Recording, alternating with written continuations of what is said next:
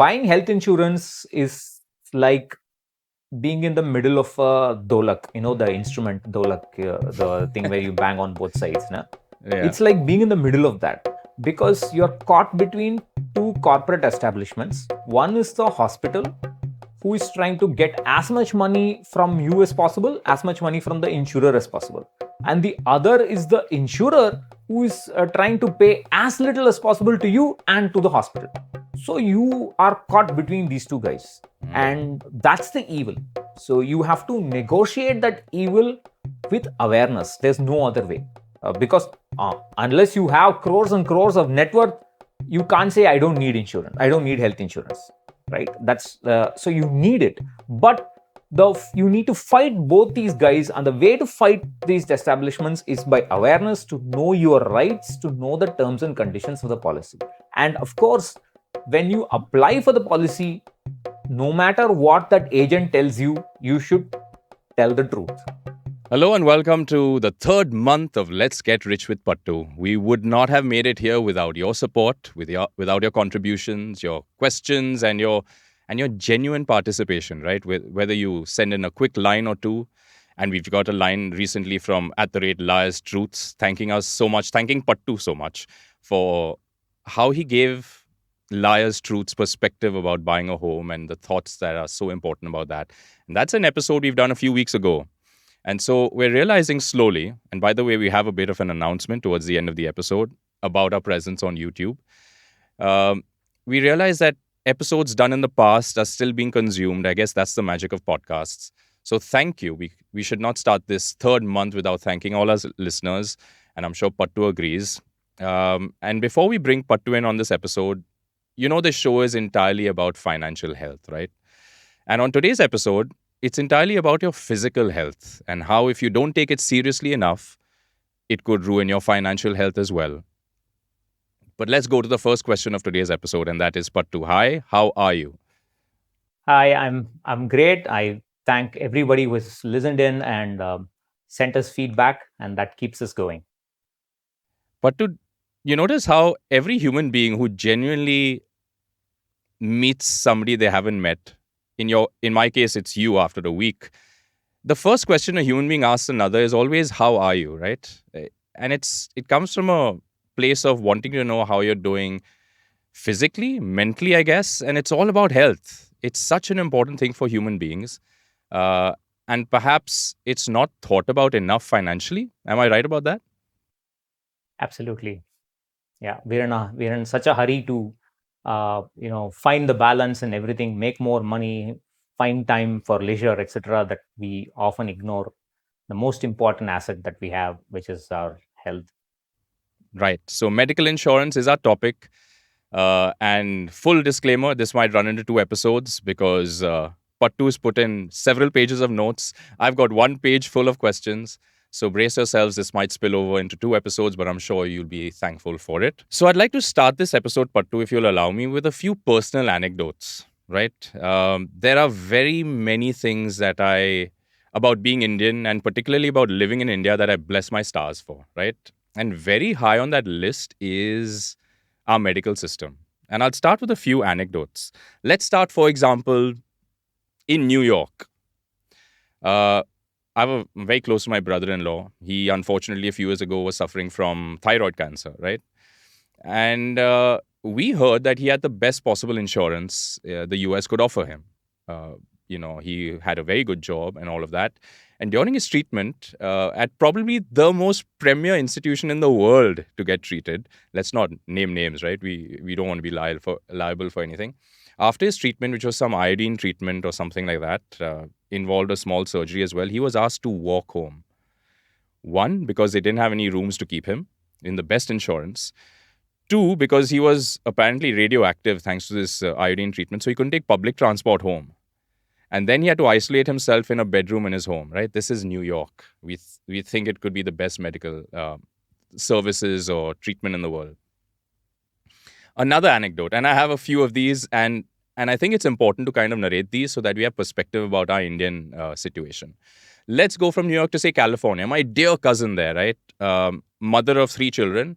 Unfortunately, we get news one day that she's just collapsed and she's fainted, right? And one thing leads to the other. We find out she's had a leak in her spinal fluid. There's some situation like that. Over here in India, what would you do, Pattu, right? You'd call over close family and friends, they'd take you to a hospital and you'll get attended to. In her case, in California, she got an appointment with the specialist 45 days later, right? That was the only available slot. Let's go quickly to London, where I was on a holiday, and my dad, because we were walking so much, as is the practice when you go abroad for holidays, you keep walking, walking. We hear London has amazing free medical treatment for all its citizens, right? Free healthcare, and it's an amazing concept. Perhaps we'll deal with that a bit in the episode as well. We go there, and we're sitting in the waiting room, which is great, right? You don't have to pay anything, you don't have to register. But then an accident victim comes in, a biker, and my heart bleeds for him. And he was literally bleeding, right? His leather jacket was ripped, and it's very tough to rip a leather jacket. You could see his entire body was in, and he was moaning and groaning. And he sat there for 2 hours. And I went up twice to the counter and said, he's had an accident. He's in an immense amount of pain. He said, don't worry about it. He's not going to die. He will get his turn, and he will get an N2 when he gets his slot. And my last anecdote, in Singapore, when my kid fell ill, we didn't know what the process was. We went to go check up my daughter. I mean, when your child is sick, you don't think about anything. You don't think about money. You go to a doctor, get it checked out. And it was a simple consultation. It was a regular cold. These were the times of COVID, etc., right? So you want to be safe. And just that consultation, let's not name the number, but it was incredibly expensive. You could have done an entire surgery in India for that amount of money, right? So, with that all being said, in these most advanced countries, with that as the backdrop of this episode, do you feel as grateful as I do, Pattu, for the situation we are in India, where everything is so accessible and affordable? I'm absolutely grateful. Yes, you need to go to the other side to appreciate the kind of facilities that we have. And of course, our health system is far from perfect, and it is also becoming more and more capitalistic. But still, relatively speaking, you still have access to emergencies as well as advanced facilities, at least for those who can afford it. And even for those who can't, there are many doctors who can manage them without giving them expensive treatment, and to a reasonable extent. So we should be thankful for what we have. I think about our Indian situation where you just have to ask around. You send out a message and everybody is willing to help. Then before you know it, you're on WhatsApp with probably the world's leading surgeons or the world's leading consultants. Um, and of course, if you have the right insurance, and that's the caveat, and that's what this show is all about, the Indian medical system is something to be very grateful for, right? So my first question, Pattu, how much medical insurance should a person have? Is there a calculation that you have, since, it's free FinCal? There's always a calculator you have up your sleeve for. I'm afraid that's a difficult question to answer. And I think as much as you can afford is the short answer I can give you. And there's really no number that I can provide you with, but I would say, I mean, there are some estimates like 25% of your annual income is a good number, 50% of your annual income is a good number, but ultimately, what you can afford is what will limit what you can buy. So I would say 25% of your annual income is what you should target initially, but then it will increase later. So you're saying the cover that you buy, the complete sum assured, or I'm not sure if I'm using the right terminology, but the amount of insurance you buy should at least be 25% of your yearly income. I think that's a great Yes. benchmark to start with, right? To start and I'm with, yes. and I'm sure that's very affordable. Do we have a quick calculation of how much that 25% would cost in terms of yearly earning? it, it it depends. It depends a lot on the health of the person, the weight, the age. Is he or she a smoker, a drinker? The kind of pre-existing conditions that they have and so on, and what they're going to buy. Are they going to buy it for themselves individually, or are they going to buy kind of a floater insurance policy to cover the family and so on? But I would say it won't exceed 10% of the cover value, approximately, Excellent benchmarks to start this typically. episode with. Thank you for that. So, a cover of 25% your yearly income should be your bare minimum, and it probably will cost you 10% of that as the premium. All right, Pattu. Now we have a lot of stuff to unpack, and you've made a lot of notes. Would the first ideal question be what to consider before buying insurance? Is that a fair starting point? And I think you have Absolutely. a lot to unpack. Yeah, so I would say health insurance is a necessary evil. It's necessary because there's a saying that most families are just one hospitalization away from poverty, or away from going one step below their social station. It can completely change the dynamics of a family. So health insurance is absolutely necessary, at least until one has enough wealth. I mean, if one has crores and crores of wealth, then you don't need health insurance. I mean, you can if your net worth depletes a little bit, you're not going to bother too much. But until that time, which is going to be forever for most of us, everybody needs a good chunk of health insurance. So it's absolutely necessary, but it's also, in a way, evil. Maybe that's stretching it a little too much, but I'll explain why I say that. I would say buying health insurance is the toughest purchase in personal finance. The reason is the following. So let's compare life insurance and health insurance. In the case of life insurance, we have talked about life insurance in the series before. We said all you need is a simple term life insurance. And obviously, to stay, you're just going to make one claim in a life insurance policy. And when the claim is made, typically the guy who bought it won't be around. Right? The breadwinner is the one who's going, right. who's they won't be around. So it doesn't matter. I mean, so but in the case of health insurance, the situation is very, very different. You're going to have a health insurance policy for the next, let's say you buy it around the age of 30, you're going to have it for the next 40, 45 years. And during that period, you and your family can claim at least 5 to 10 times. Right? You're going to make claims. I mean, I've had a health insurance policy since 2007. When my father was diagnosed with cancer, I realized he didn't have health insurance. I ran and got myself one. And since then, we have made multiple claims. We have already made 6 claims amongst the family, right? So that's easily. So you're going to claim multiple times, and which means that you need to be aware of every word in the terms and conditions of the policy. So the first thing is that people should read terms and condition ins and outs, and they should know the basics of the basic definitions, like sum insured, what is a copay, what is a deductible, etc., etc. There's a huge book book full of definitions for health insurance. You need to know what they are. And the most important point is you need to buy health insurance as early as possible, particularly for your parents. If your parents are less than 60 and somehow you've managed to get them covered under your company policy, the employer provides this under certain conditions and so on.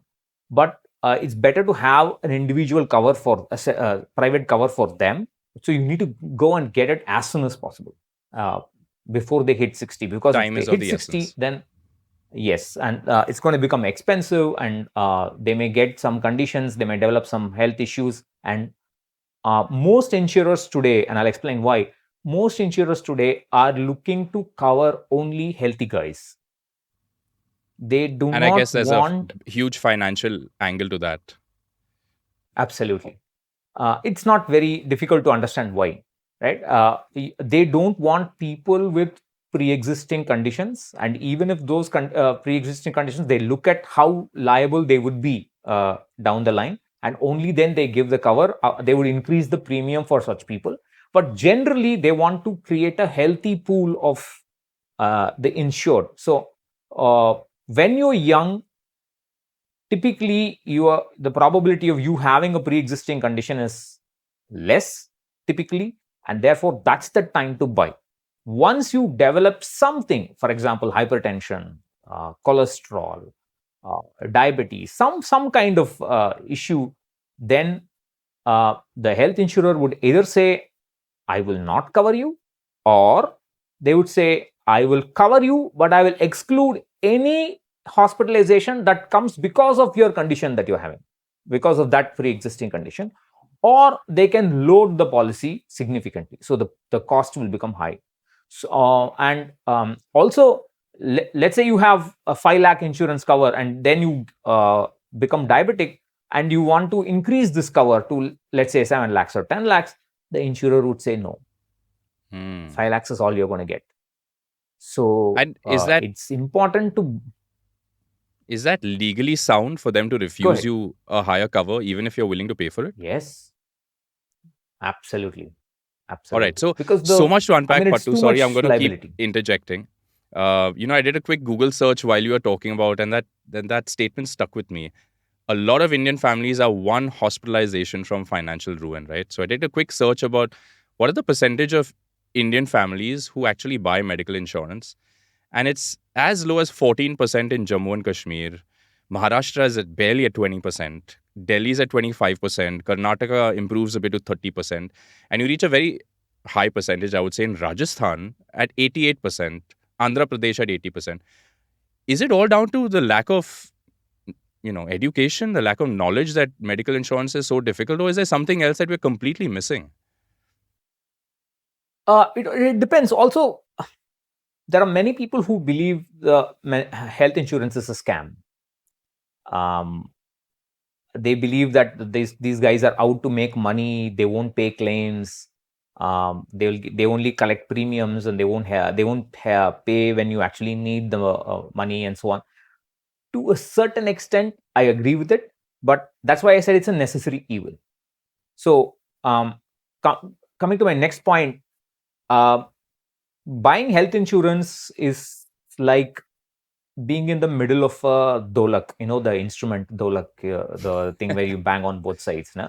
Yeah. It's like being in the middle of that, because you're caught between two corporate establishments. One is the hospital, who is trying to get as much money from you as possible, as much money from the insurer as possible.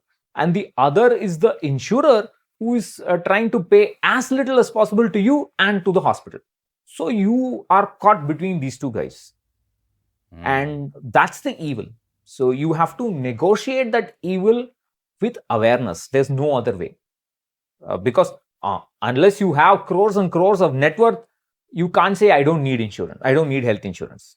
Right? That's so you need it. But you need to fight both these guys. And the way to fight these establishments is by awareness, to know your rights, to know the terms and conditions of the policy. And of course, when you apply for the policy, no matter what that agent tells you, you should tell the truth. Many times, health claims get rejected because people fudge details. They say, no, I'm only a pre-diabetic. I'm not a diabetic. I don't know what, I don't care what the medical community thinks, but there is no such thing as a pre-diabetic in my book. Either you are a diabetic or you are not. It's just binary. So if you are a pre-diabetic, you have to include it. I mean, you can't say my hypertension is, I took tablets for hypertension 5 years ago, then it was cured. Hypertension getting cured, I don't think even people in the medical community would accept that, because there'll always be some lingering things of the disease, and you will have to check yourself periodically. So look at it from the point of view of the insurer. If you were the insurer and I told you I took tablets 5 years ago, I'm cured now, you'd still view the whole thing with suspicion, right? So that's the problem. So you have to be upfront, and you have to be aware of what your rights are and what the terms and conditions of the policy is. So Because of this situation, it's extremely easy to buy a policy. The insurer will lay down the red carpet for you, but it is typically hard to claim. Because what I said, in the case of life insurance, the person is going to die only once, but in the case of health insurance, they're going to claim multiple times. And because of that, if the pool of buyers, they are unhealthy, in the sense that there are too many claims and the money is just going away from the It's a insurer, loss-making business, yeah. it's an extremely loss-making business. You said it. Therefore, they are going to make it as hard as possible to claim, and they're now making it as hard as possible to buy also. That's the reason why I said you need to buy early when you're healthy. If you're healthy, you can get it, no questions asked. If you have issues, then everybody will say no, get some, ask somebody else. That's the Okay, speaking about biggest buying, problem. Pattu, and I'm sure Rajesh will put a lovely Dholak track underneath that particular section and we'll use it for our promo bite.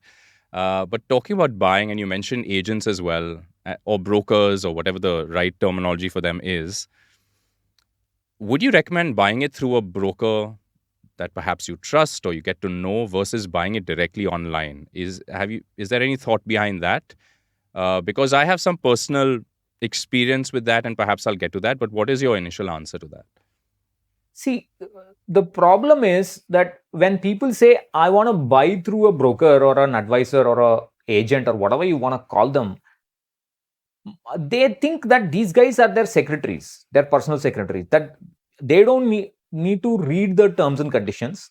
They don't need to worry about what to do when a claim arises.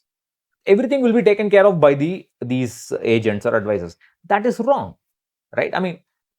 These agents or advisors, they're just looking for a chunk of commission from you. It's just a sales. Once they close the sales, they are no longer obligated to help you. Of course, they will. Typically, people do help, but they help ignorant people. That's my problem. There are many people who say, "Oh, I've got this hospitalization." They call their agent and say, "Help me claim," and they won't do anything. They won't lift a sheet of paper and read it, and they want everything done. That kind of situation is wrong. You can't use them as a substitute for the kind of work that you need to do. You can't say, "I'm not going to read these policies. I will just get somebody." And also, how do you find a trusted advisor? It's you see, I know a person who, I don't want to name him. He's extremely knowledgeable. He's an mutual fund agent, but I know from acquaintance that this person knows what he's talking about. This person can fight with these companies and get the claims in our favor. But I knew that for a few years. I observed that person for a few years, and only then I got a second insurance. My health insurance portfolio is quite complex. We'll maybe talk about that sometime. But I got that for my wife and kid. I got a second health insurance policy through that person. But I knew that you don't get that kind of acquaintance with an advisor typically. So how do you know somebody is trusted? You usually, some friend says you go and buy through this guy, that guy, and so on. But that friend themselves, they would not have time, and they would not have the experience of claiming, right? So this is the big problem. So we will talk about that later. But typically, yes, if you can find somebody who is trustworthy, it's probably okay to go with them. But the landscape is changing.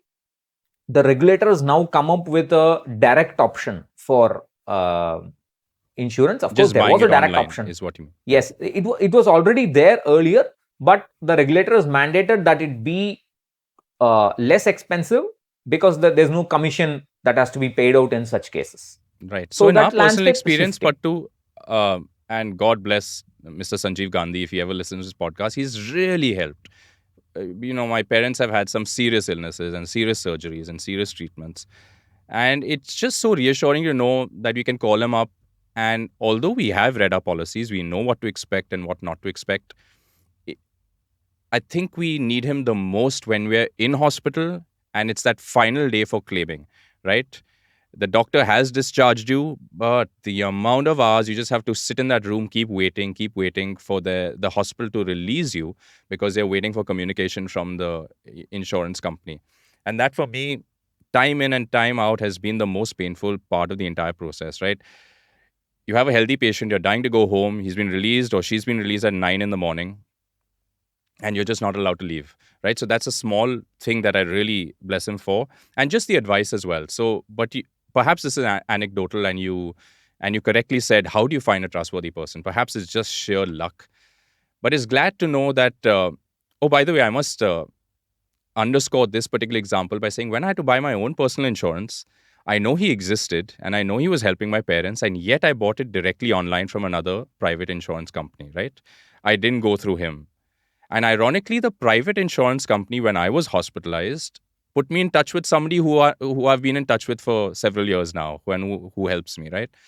So both have their pros and cons, I guess. And if you have to buy it now, as Pattu says, the regulators have allowed online direct purchase of insurance policies. Um, but if you can find somebody trustworthy, nothing like it.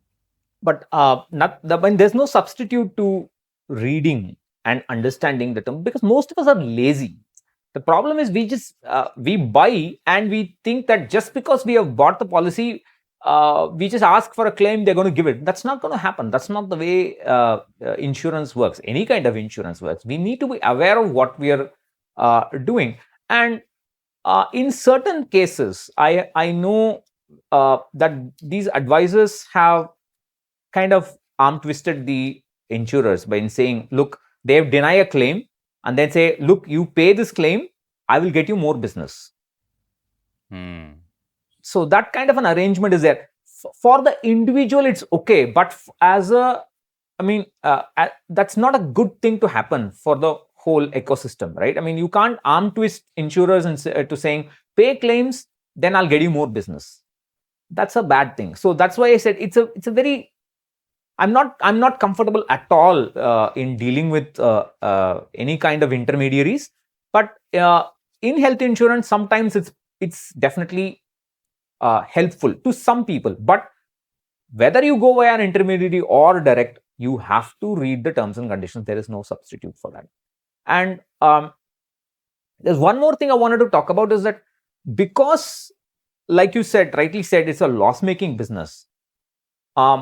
Today, let's say I'm a new insurance company, right? And you are an established player, you have a huge market share, and I want to draw market share away from you. So what do? I introduce a benefit that you are not offering. Absolutely. And right, so then people will come and buy. And maybe even some of your customers will port from you to me because of that benefit. I'll be happy and increase my my pool of insured. But after some time, as my claims experience becomes higher and higher, as I'm paying out more and more money, I realize that that benefit is no longer sustainable, and I can happily withdraw that benefit to both the existing policies as well as new policies which I'll sell. So wow. So all that cannot happen in life insurance. In health insurance, any of those nice freebies that you see, this discount, that discount, restore benefit, that benefit, this, all these are basically they're just trying Marketing to get tools. you in.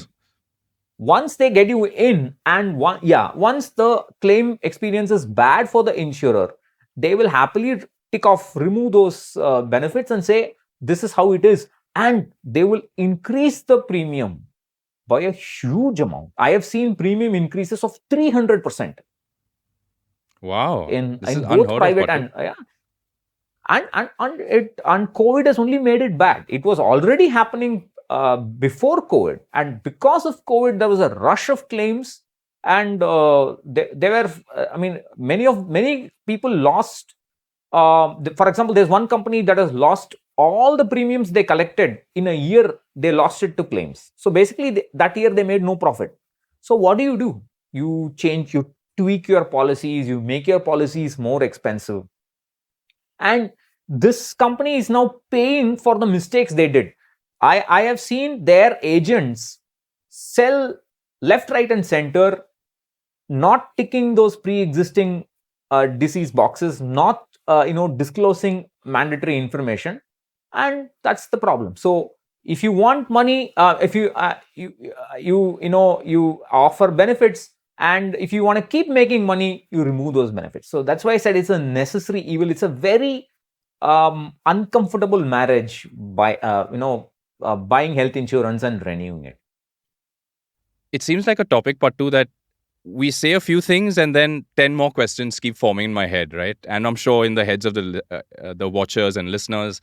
And it's such a fascinating topic because, as I said, the more you speak about it, the more questions you have. On that note, as we put an end to part one of medical insurance here on Let's Get Rich with Pattu, Pattu, any final things? I think the number one top of mind question I have is, what are the most important things to read in that policy document and take note of? If you can quickly kind of name them, and then we'll address them perhaps in part two next week. I think the first thing to appreciate is, well, there's a lot of ground to cover, and I don't think I can do it. Maybe Crisply. I top think the three first things that you should keep your eyes out for, and we'll deal with the why in next episode. Okay, so the first, let's talk about two things. So Sure. let's say you have got a policy. We'll worry about what to do before you buy the policy in the next episode. But let's say you have a policy, for those people who do have it. And this can also be the group insurance policy that the employer provides. The first thing that we should understand is that the cashless benefit that these guys talk about, where you go to a hospital and you tell them, this is my insurance card, get me the cashless No deposit benefit. required, The nothing. Yeah. hospital, yes, there's no money. You don't need to pay any money for the bulk of the hospitalization. But that is not your right. Just because you have a policy doesn't mean you by right can demand cashless benefit.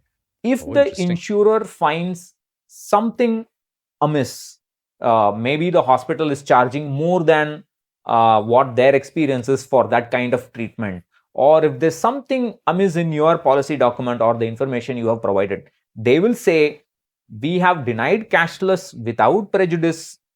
You can you pay for the hospitalization bill, and then you apply for reimbursement, we will give it to you.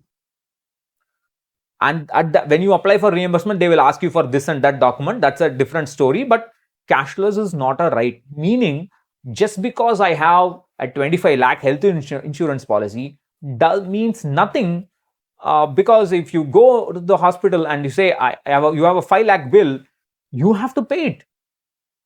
You can't depend on the insurer if they say cashless is denied. So an emergency fund to handle these sudden hospitalizations is mandatory. You can't say it's okay, I have health insurance, it will be taken care of.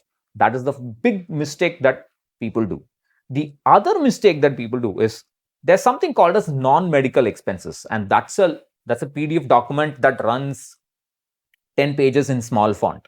So there's something like, it can amount to 10% to 20% of the bill, depending on the kind of hospitalization they're in for.